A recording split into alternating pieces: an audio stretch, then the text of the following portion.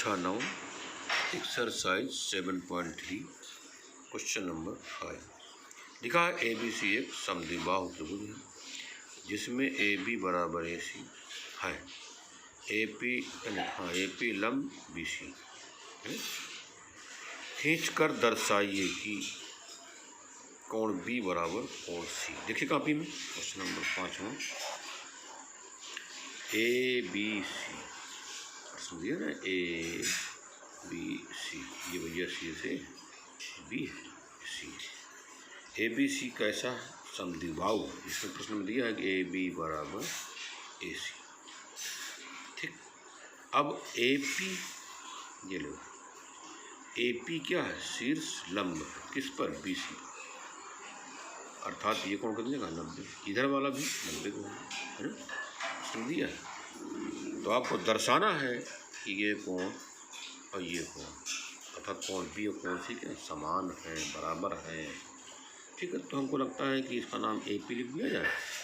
अब दो त्रिभुज हो गए, एक हो गया APB, त्रिभुज APB और त्रिभुज APC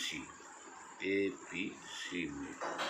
तो इन दोनों त्रिभुजों में आप देखेंगे त्रिभुज APC और APB, एक APB त्रिभुज और एक APC। ठीक है, तो इस त्रिभुज की AB भुजा और इस त्रिभुज की कौन सी भुजा? AC भुजा। AB बराबर क्या है? AC। कैसे पता? ये तो आपको दिया है प्रश्न। ठीक, अब आप बताओ इस त्रिभुज की कौन सी भुजा? AP, और इस त्रिभुज की कौन सी भुजा? AP, अर्थात AP बराबर क्या है? AP। वो ठीक, और क्या दिया है? कोण APB, कोण APB और कोण APC, कोण APC काहे बराबर? 90 अंश। भैया इधर वाला त्रिभुज कैसा है? समकोण है, ऐसा, और इधर वाला त्रिभुज कैसा है? समकोण है। ठीक है, तो आप देख रहे हो दोनों समकोण त्रिभुजों में कर्ण तो बराबर है ही और एक एक भुजा भी बराबर है। कर्ण बराबर है ही और एक एक भुजा भी बराबर है। तो सर्वांग समता की कसौटी, सर्वांग समता की कसौटी, कौन सी कसौटी? RHS। ठीक, से बोलो त्रिभुज APB सर्वांग सम त्रिभुज APC। ये दोनों त्रिभुज क्या हो गए? सर्वांग सम हो गए। अगर दोनों त्रिभुज सर्वांग सम हो गए तो इसके संगत भाग भी क्या होंगे? बराबर होंगे। ठीक है, इसीलिए ये वाला कोण इस कोण क्या हो जाएगा? बराबर हो जाएगा, अर्थात कोण B बराबर कोण C। ठीक है, वही CPCT से है ये बात। दोनों त्रिभुज क्या है? सर्वांग सम। अगर दोनों त्रिभुज सर्वांग सम है तो इसका मतलब क्या है? इस त्रिभुज को उठा के इसके ऊपर रख दो या इसको उठा के इसके ऊपर रख दो, है ना, तो एक दूसरे को क्या कर लेंगे? ढक लेंगे, और ढक तभी लेंगे। इसका मतलब क्या है? सब अंग इसके बराबर है, अर्थात ये वाला कोण B कोण C के बराबर है। ठीक है, आप जानते हो त्रिभुज अगर सर्वांग सम होते हैं तो उनके संगत भाग भी बराबर होते हैं। इस प्रकार ये प्रश्न समाप्त हो गया। अब कौन सा सवाल बताना है हमको? अब तो हमको लगता है नई एक्सरसाइज शुरू हो जाएगी। आपको नई एक्सरसाइज शुरू करना पड़ेगा। देखिए क्या करना पड़ेगा। ये प्रश्नावली 7.4। कौन सी प्रश्नावली? 7.4। ठीक है, तो अब आप जब प्रश्नावली 7.4 लगाओगे जिसमें कि क्वेश्चन नंबर पहला है, ठीक है, तो पहले में क्या लिखा है? दर्शाइए कि, क्या करना है आपको? नहीं है, दर्शाइए कि समकोण त्रिभुज में कर्ण सबसे लंबी भुजा होती है। पहला सवाल है एक्सरसाइज 7.4। कौन त्रिभुज? समकोण त्रिभुज। तो समकोण त्रिभुज तो आप जानते हो, समकोण त्रिभुज को बना देते हैं। अब ये हमारा समकोण त्रिभुज, नाम लिख देते हैं ABC। ठीक, ये कोण कितने का है? 90 का है।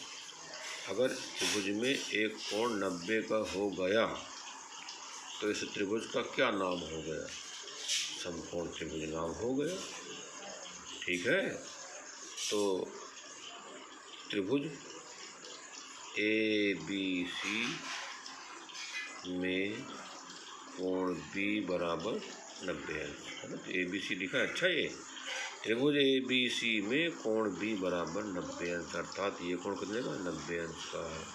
तो 90 अंश के सामने वाली भुजा कौन सी है भाई? ये कर्ण है, इसका नाम AC है।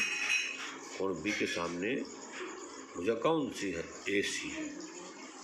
अच्छा, कोण C के सामने कौन सी भुजा है? AB है। कोण A के सामने कौन सी भुजा है? BC है। ये आपको पता होना चाहिए। अभी आपने पढ़ा होगा कभी कि अगर त्रिभुज है तो उसके तीनों कोणों का योग क्या होता है? बोलो, त्रिभुज के तीनों कोणों का योगफल क्या होता है? 180 अंश होता है। ये सभी भैया पढ़े होंगे। बोलो, पढ़े हो नहीं पढ़े हो? अच्छा, अब अगर हम आपसे कह दें कोण A प्लस कोण B प्लस कोण C, तो आप क्या कहोगे? बराबर 180 है। बोलो, जानते हो नहीं जानते हो? क्यों? क्योंकि त्रिभुज के तीनों कोणों का योगफल 180 अंश होता है। लेकिन ये त्रिभुज के अंत कोणों का योग 180 अंश।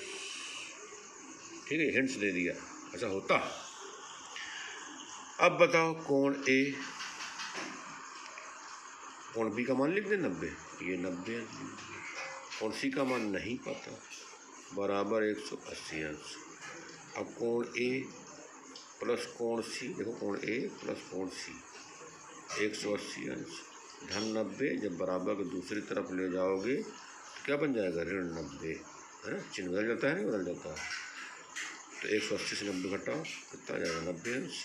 तो कोण A प्लस कोण C बराबर क्या निकाला आपने? 90 अंश। कोण A और कोण C, इन दोनों का जोड़ क्या है? बोलो, 90 अंश हुआ कि नहीं? 90 अंश हुआ। कोण A को जोड़ो और कोण C को जोड़ो, तो बताओ 90 अंश उत्तर प्राप्त हुआ कि नहीं? अब अगर हम आपसे कहें अच्छा बताओ, कोण A क्या 90 अंश से छोटा होगा? तो आप कहोगे हाँ, क्योंकि 90 अंश से छोटे कोण को ही तो न्यून कोण कहते हैं भाई। कोण A का मान सदैव न्यून कोण ही रहेगा, अर्थात 90 से कम ही रहेगा। और कोण C का मान भी क्या होगा? न्यून कोण ही होगा, अर्थात 90 से कम होगा, है ना। ये दोनों 90-90 बिल्कुल नहीं हो सकते। ठीक है, ये दोनों न्यून कोण ही होंगे, अर्थात 90 से सदैव कम होंगे, क्योंकि दोनों का जोड़ 90 होना चाहिए ना। कोण A और कोण C का जोड़ ही 90 होना चाहिए, इससे अधिक नहीं होना चाहिए और न कम होना चाहिए। तो कोण A का मान सदैव क्या होगा? 90 अंश से कम होगा। ठीक है, और कोण C का मान क्या होगा? सदैव 90 अंश से कम होगा। बोलो, ये तो आप मानने तैयार हो? कोण A का मान सदैव 90 से कम होगा और कोण C का मान सदैव 90 से क्या होगा? कम होगा। कोण C का मान सदैव 90 से कम होगा। अब बताओ, अच्छा कोण A के सामने कौन सी भुजा है? बोलो, कोण A के सामने कौन सी भुजा? तो आप कहोगे BC। तो कोण A के सामने वाली भुजा का नाम क्या लिख दिया? हमने लिख दिया BC। ठीक, 90 अंश के सामने वाली भुजा क्या लिख दिया? AC, ये लिखो। और कोण C के सामने कौन सी भुजा है? तो आप कहोगे AB, यहाँ पर AB लिख देते हैं। और 90 अंश के सामने कौन सी भुजा है? AC। ठीक, तो बताओ, अच्छा इस BC का मान क्या है? सदैव AC से छोटा है। और AB का मान क्या है? सदैव AC से छोटा है। इसका मतलब AB जो है AC से क्या होगा? सदैव छोटा होगा। और BC भी सदैव AC से क्या होगा? छोटा होगा, है ना। बोलिए, इन दोनों से तो हमको यही निष्कर्ष निकलता है। ठीक, BC भी AC से छोटा होगा और AB भी AC से छोटा होगा, और कुल मिलाकर के AC क्या होगा, सदैव बड़ा होगा। ठीक है, आपको क्या सिद्ध करना है, प्रश्न पढ़ लो। देखा नहीं, दर्शाइए कि समकोण त्रिभुज में कर्ण सबसे बड़ी भुजा होती है। तो आपने देख लिया अभी बिल्कुल जस्ट, है ना, कि कर्ण इसमें AC ही तो है, तो कर्ण सदैव क्या आ रही है, बड़ी भुजा ही आ रही है। भैया त्रिभुज में क्या भुजा है, 3 भुजाएं हैं समकोण में। अब एक लंब होगा, एक आधार होगा और एक कर्ण होगा। तो आपने स्पष्ट देखा, अगर ये लंब है तो भाई ये कर्ण है, अगर ये आधार है तो ये क्या है, कर्ण है ना। कर्ण तो आपका AC ही है, ये तो नहीं बदलेगा। हाँ, ये BC लंब है, भाई BC को आप लंब कहो तो AB क्या होगा, आधार। अगर BC को आधार कहोगे तो AB क्या होगा, लंब। AC तो कर्ण ही रहेगा। तो इससे क्या स्पष्ट निष्कर्ष है भैया, इससे तो हमें यही निष्कर्ष निकला, है ना, कि AC कर्ण सदैव क्या है, AC कर्ण सदैव क्या है, बड़ा है। ठीक है, क्योंकि आप जानते हो बड़े कोण के सम्मुख जो भुजा होती है वो ही बड़ी होती है, अर्थात बड़े कोण के सम्मुख की भुजा बड़ी होती है। ठीक है, इन दोनों बातों से स्पष्ट हो गया। वही बात लिख देते हैं, कौन सी बात, अतः जी, अतः लिख दें, अतः कर्ण सबसे बड़ी भुजा होती है। ठीक, ये बात आपको समझ में आ गई होगी। ठीक है, हाँ, अब रही बात कि हमने आपको ये सवाल समझा दिया। अब आप सोच रहे होंगे हाँ बढ़िया समझ में आ गया। नहीं, बढ़िया समझ में बिल्कुल ना आया होगा, ये बात निश्चित है, क्योंकि जब आप इसको अपने हेयर में या रफ में प्रैक्टिस कर लोगे, ठीक है, रफ में 2-3-4 बार इसी सवाल को बार बार लगा लोगे, तभी आप परीक्षा पुस्तिका में लगा सकते हैं।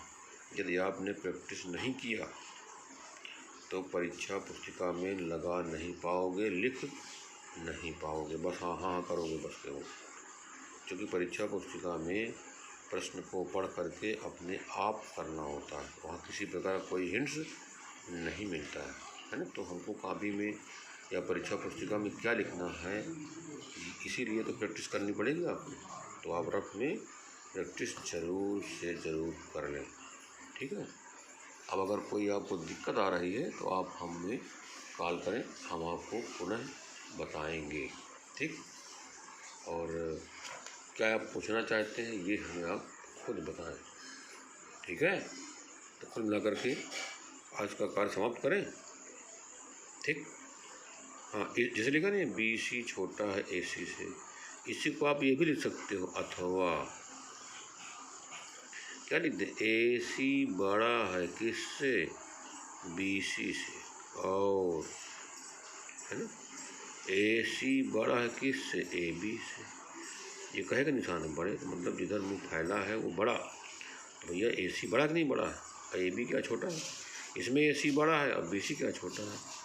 ठीक है, तो इसमें जो कि फैला इधर है तो AC बड़ा है, ये छोटा है। इसमें AC बड़ा है, AB छोटा है। तो चाहे इस प्रकार लिखो, चाहे इसी बात को आप इस प्रकार लिख दो।